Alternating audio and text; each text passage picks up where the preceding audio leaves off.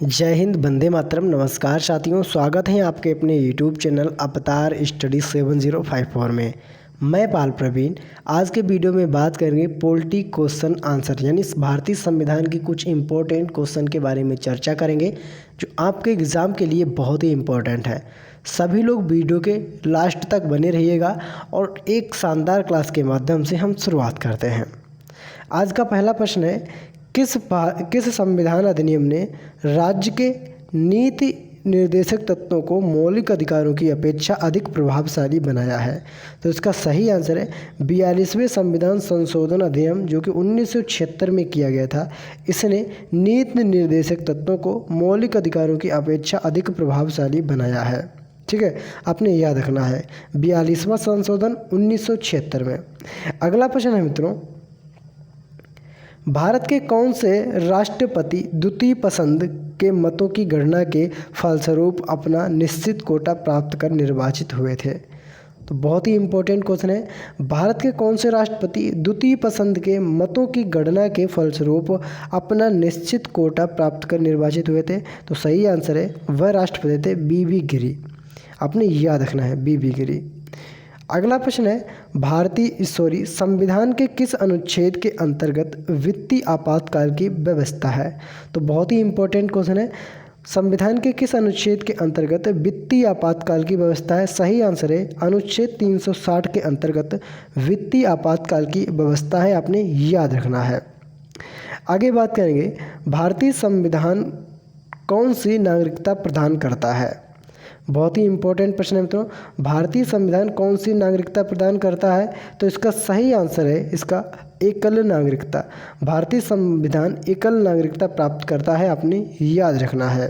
अगला प्रश्न है, प्रथम पंचायती राज व्यवस्था का उद्घाटन पंडित जवाहरलाल नेहरू ने 2 अक्टूबर 1959 को किस स्थान पर किया था? तो सही आंसर है नागौर में किया था, जो कि आपका राजस्थान में पड़ता है। यहाँ पर पंचायती राज व्यवस्था का प्रारंभ किया गया था 2 अक्टूबर 1959 को पंडित जवाहरलाल नेहरू के द्वारा। आगे बात करेंगे, लोकसभा का कोरम कुल सदस्यों का कितना होता है? तो जो लोकसभा का मित्रों कोरम होता है, ये कुल सदस्यों का 1/10 होता है। आपने याद रखना है। अगला प्रश्न है, पंचवर्षीय योजना का अनुमोदन तथा पुनर्निरीक्षण किसके द्वारा किया जाता है? सही आंसर है राष्ट्रीय विकास परिषद के द्वारा पंचवर्षीय योजना का अनुमोदन तथा पुनर्निरीक्षण किया जाता है। आपने याद रखना है। अगले प्रश्न की बात करेंगे मित्रों, राज्य स्तर पर मंत्रियों की नियुक्ति कौन करता है? बहुत ही इंपॉर्टेंट क्वेश्चन है मित्रों, राज्य स्तर पर मंत्रियों की नियुक्ति कौन करता है? सही आंसर है राज्यपाल। राज्यपाल राज्य स्तर पर मंत्रियों की नियुक्ति करता है। अगला प्रश्न है, नए राज्य के गठन अथवा सीमा परिवर्तन का अधिकार किसे है? तो नए राज्य का गठन अथवा सीमा परिवर्तन का जो अधिकार है मित्रों, वह संसद को है। आपने याद रखना है। आगे बात करेंगे, भारत में लोकसभा किसके द्वारा भंग की जाती है? बहुत ही इंपॉर्टेंट क्वेश्चन है मित्रों, भारत में लोकसभा किसके द्वारा भंग की जाती है? सही आंसर है प्रधानमंत्री के परामर्श से राष्ट्रपति द्वारा। यानी प्रधानमंत्री राष्ट्रपति से कहते हैं, तब राष्ट्रपति लोकसभा को भंग करते हैं। अगला प्रश्न है, भारतीय संविधान में संघ की कार्यपालिका शक्ति किसमें निहित है? बहुत ही इंपॉर्टेंट क्वेश्चन है, भारतीय संविधान में संघ की कार्यपालिका शक्ति किसमें निहित है? सही आंसर है राष्ट्रपति में कार्यपालिका की शक्ति निहित है।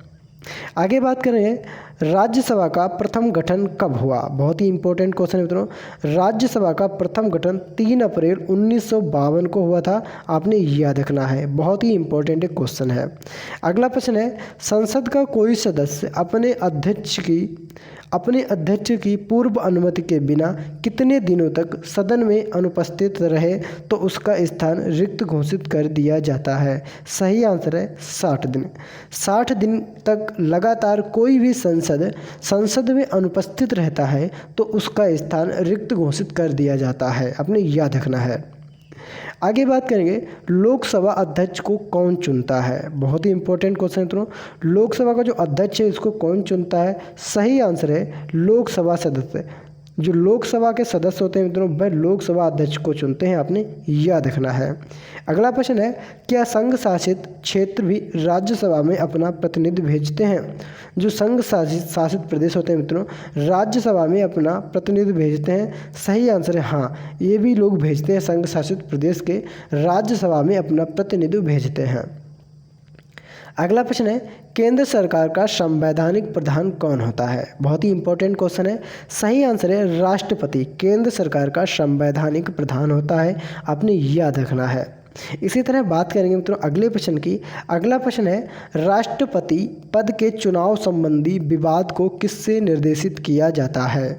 सही आंसर इसका सर्वोच्च न्यायालय को, सर्वोच्च न्यायालय को विवाद से निर्देशित किया जाता है, आपने याद रखना है। बात करेंगे मित्रों अगले प्रश्न की।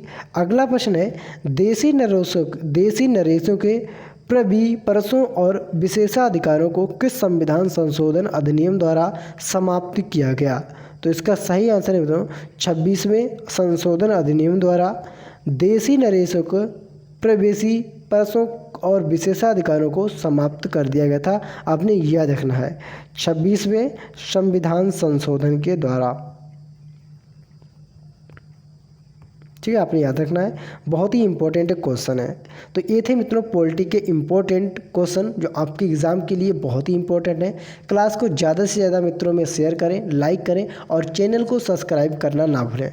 सभी लोग मित्रों चैनल को सब्सक्राइब जरूर करें और मिलते हैं अगली वीडियो में। तब तक के लिए जय हिंद, जय भारत।